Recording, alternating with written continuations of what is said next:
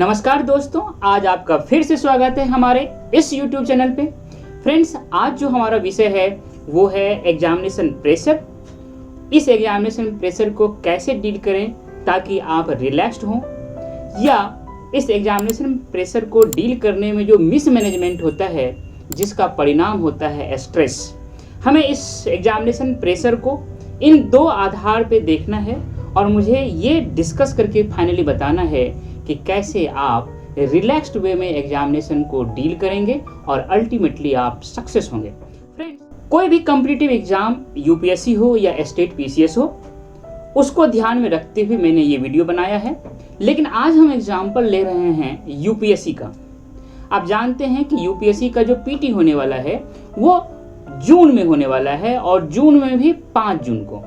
इसका मतलब ये है कि ये 5 जून को जो एग्जाम होगा, इस 5 जून को आपका पीटी का एग्जाम होगा। और ये पीटी का एग्जाम बहुत ही इम्पोर्टेंट है।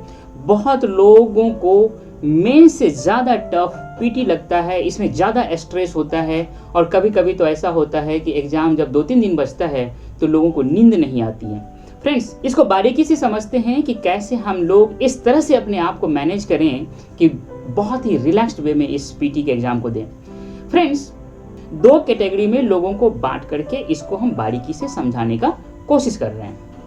पहला है, जो रिलैक्स्ड कैटेगरी के लोग होते हैं, रिलैक्स्ड कैटेगरी के स्टूडेंट होते हैं, वो सेल्फ क्रिएटेड डेडलाइन पे काम करते हैं। क्या मतलब है कि मान लीजिए कि जो यूपीएससी का पीटी है वो 5 जून को है 2022, मतलब 22 में, जून के महीने में 5 तारीख को। जो रिलैक्स्ड वे में काम करते हैं वो मई के 15 तारीख को अपना एक डेडलाइन बनाया कि 15 मई तक अपने प्रिपरेशन को वो फिनिश कर देगा, कंप्लीट कर देगा। ठीक है। लेकिन जो स्ट्रेस कैटेगरी के स्टूडेंट होते हैं, जो स्ट्रेस लेते हैं, उनका अपना कोई डेडलाइन नहीं होता है।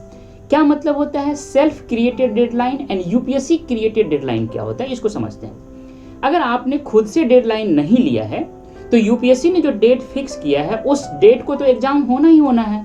उस डेट तक आपका तैयारी कंप्लीट हुआ ना हुआ आपको देना तो है। तो वो जो डेडलाइन है वो वास्तव में यूपीएससी के द्वारा निर्धारित किया गया है। अगर आपके दिमाग में वही डेडलाइन है, आपने सेल्फ क्रिएटेड डेडलाइन नहीं दिया है, आपने एडवांस में अपना डेडलाइन नहीं बनाया है, तो उस सेल्फ क्रिएटेड डेडलाइन के नहीं रहने के कारण आपका यूपीएससी क्रिएटेड डेडलाइन पे आप निर्भर हैं। मतलब आप 5 जून को जो एग्जाम होगा वो आपके नज़र में एक डेडलाइन है। अब क्या होता है, जो व्यक्ति सेल्फ क्रिएटेड डेडलाइन वाले होते हैं वो सेल्फ क्रिएटेड प्रेशर लेते हैं, और जो आदमी सेल्फ क्रिएटेड प्रेशर वाले होते हैं वास्तव में वो प्रोएक्टिव पर्सन होते हैं। क्या मतलब होता है प्रोएक्टिव का? प्रोएक्टिव व्यक्ति वो होता है जो अपने सफलता और असफलता इन दोनों की जिम्मेदारी खुद लेता है। मतलब अगर आप ये समझते हैं कि अगर वो असफल होता है, वो सक्सेसफुल नहीं होता है, तो उनकी भी जिम्मेदारी किसी और पे नहीं डालता है, खुद पे जिम्मेदारी लेता है। जो इस कैटेगरी के व्यक्ति होते हैं वो प्रोएक्टिव होते हैं और वो पहले से सारी तैयारी करते हैं कि वो असफल होगा ही नहीं।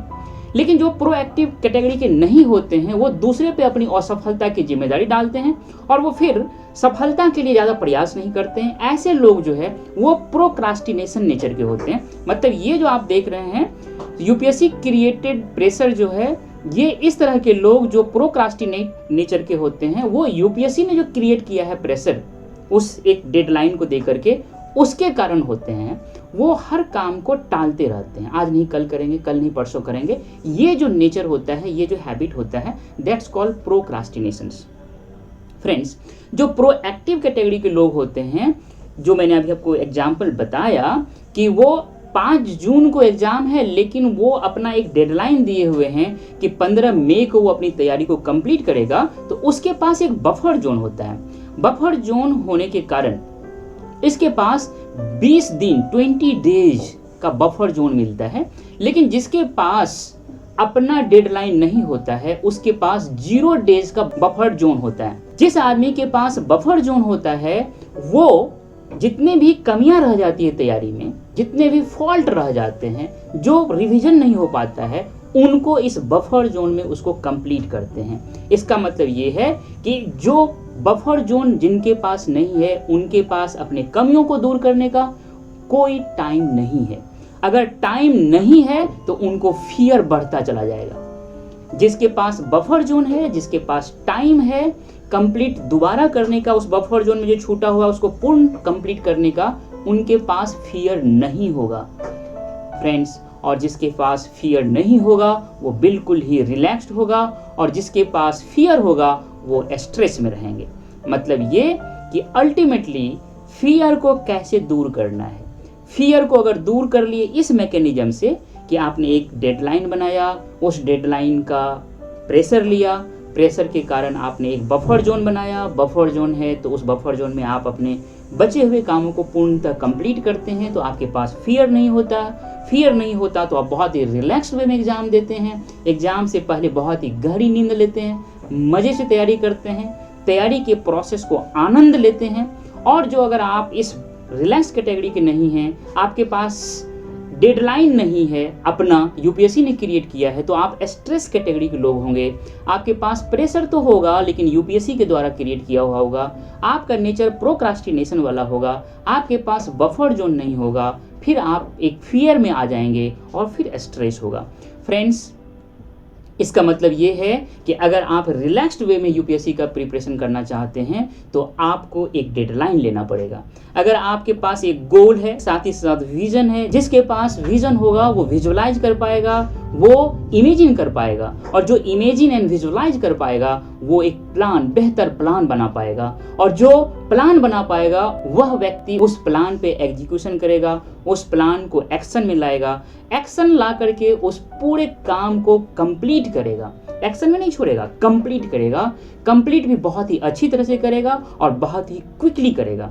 जब इस तरह से वो करेगा तो सक्सेस उसको मिलेगा, वो सफलता के करीब पहुंच जाएगा, वो यूपीएससी में फाइनल सिलेक्शन लेगा।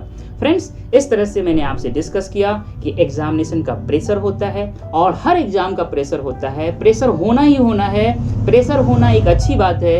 उस प्रेशर को आप कैसे डील करते हैं, मैंने जो आपको मैकेनिज्म बताया कि डेडलाइन होना है, बफर जोन होना है, इस तरह से अगर आप डील करेंगे तो आप बहुत ही रिलैक्स्ड वे में इस एग्जामिनेशन का प्रिपरेशन करेंगे और फाइनली आप गोल, विजन, प्लान, एक्शन, इस सारे मैकेनिज्म को अपना करके आप सक्सेस होंगे। मुझे उम्मीद है कि आप अभी भी आपके पास बहुत समय है, जून आने में, 5 जून आने में आप ये बफर जोन एक अपना सेल्फ क्रिएटेड डेडलाइन को ला करके बहुत ही अच्छी तरह से रिलैक्स्ड वे में प्रिपरेशन कर आईएएस बन सकते हैं, सक्सेसफुल पीपल बन सकते हैं। My dear friends, I hope कि आपको मेरा ये वीडियो बहुत ही अच्छा लगा होगा। आपके तैयारी में अगर मेरे इस डिस्कशन से थोड़ा भी अगर आपको हेल्प होता है तो ये मैं समझूंगा कि मेरी तरफ से आपके तैयारी में एक अच्छा कंट्रीब्यूशन होगा। इसीलिए आपसे रिक्वेस्ट है, सब्सक्राइब करें, लाइक करें और अपना वैल्यूएबल कमेंट दें। थैंक यू डियर, मिलते हैं नेक्स्ट वीडियो में।